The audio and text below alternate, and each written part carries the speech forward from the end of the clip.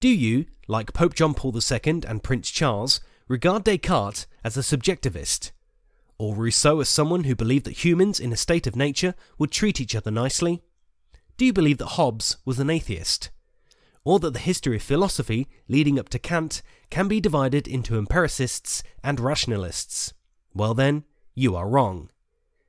Nietzsche says somewhere that philosophers are incompetent when it comes to tending to philosophy as a subject, since philosophers perennially seek to dehistoricize everything and see philosophical thought as floating in a free realm outside of time and space.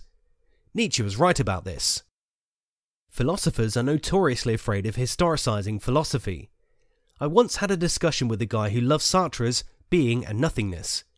In his opinion, people who found broad swatches of that book incomprehensible had simply failed to reflect deeply on its contents. When I rejoined that Sartre had written the work during a period when he popped as many as 20 amphetamine pills a day, and that several passages are in fact meaningless, according to Sartre, my interlocutor replied that historical details like that are not relevant to philosophy. That was a typical example of the tendency that Nietzsche was lambasting.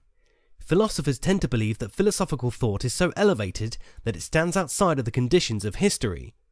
In reality, all this approach means is that the whole field of philosophy ends up reproducing the same amateurish historiography littered with distortions which in many cases were actually the work of partisan writers meant to glorify their favourite philosopher at the expense of his rivals. Real historians would laugh at the so-called historical method that prevails in philosophy. So wouldn't it be nice to have a book that sought to rehistoricize philosophy? To look at the field afresh, as it were? Well, that book exists. It's Anthony Gottlieb's The Dream of Enlightenment, which was published last year. Descartes wasn't particularly interested in whether the world really exists. He merely wanted to get some preliminary methodical considerations out of the way before proceeding with the thrust of his project, which consisted of anatomical studies of carcasses, the findings from which he creatively used to argue that bodies are like biological machines. He's regarded as the father of modern philosophy, but in reality, his project had far more in common with the naturalistic spirit of the Greeks than with any of the philosophers who succeeded him. Spinoza was not the noble loner who consoled himself by devising of his high-minded philosophy in solitude. In the Marrano Jewish community, from which he was excommunicated, at least 2 other members have previously gotten themselves into trouble by presenting God not as a supernatural anthropomorphic being, but as an entirely natural, rational principle animating the world of the cosmos. Nor was he impoverished. In fact, he lived quite comfortably, from the money his fans and friends continually sent him. You might say he had his own Patreon thing going on. Hume did not regard the problem of induction as something to get hung up on. In his opinion, this limitation was simply a prior condition of all cognition, a reminder of how fragile human knowledge is, and always will be. He would have laughed at the Herculean efforts some of the 20th century's greatest philosophers undertook to solve it. In vain, one might add. One thing that is tiring about the book is that the author expends considerable resources kicking a downed enemy, with snide points about how unflatteringly the church acted in the face of these new philosophies, and how busy the people at the cross were with limiting free thought and free speech in Europe. To be sure, the gradual liberation from the intellectual stranglehold of the church is an important part of the history of the Enlightenment, but the basic opposition between church and free thought is clear after the first batch of observations have been furnished to this point.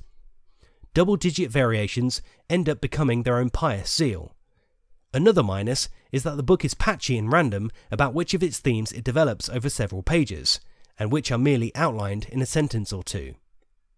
Nonetheless, the book is original and absolutely worth reading. There can be no denying that Gottlieb writes about philosophy in a comical, coy, and crystal clear way which supersedes Bertrand Russell in several places.